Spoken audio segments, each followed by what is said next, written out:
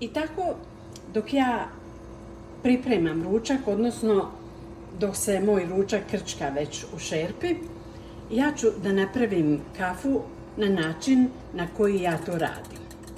Kafa je, zna se, zlatna džezva. Ja sada sipam malo vode ovdje, a zatim ću dodati kafu. Ja inače volim jaku kafu, ali ne smijem jaku da pijem, pa ću napraviti manje jaku, jer jaka šteti za srce, a moram ga još malo da čuvam da bih mogla da vam snimam videa. Jer ako ode moje srce, nema ni videa. Šalim se, naravno.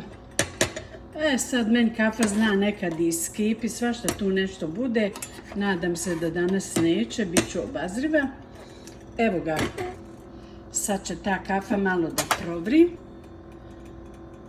Mora da provri, jer moj sin ako vidi da nije provrila kafa, on kaže: mama, ta kafa nije dobra. Eto vidite, moram da ga slušam. Evo ga, balonići se javljaju, znači voda kuha, kafa kuha i ja evo dodajem onaj mali ostatak vode.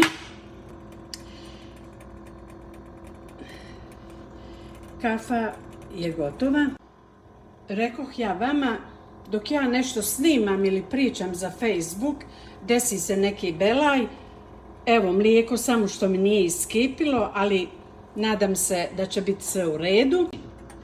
Toliko, dragi moji, ako sam vam oduzela vrijeme, izvinite, ali željela sam da pokažem na koji način ja kuham kafu koju obožavam i pijem svako jutro.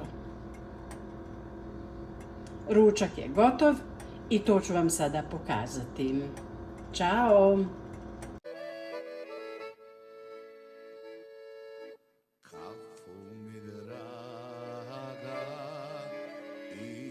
ispeci, baš kao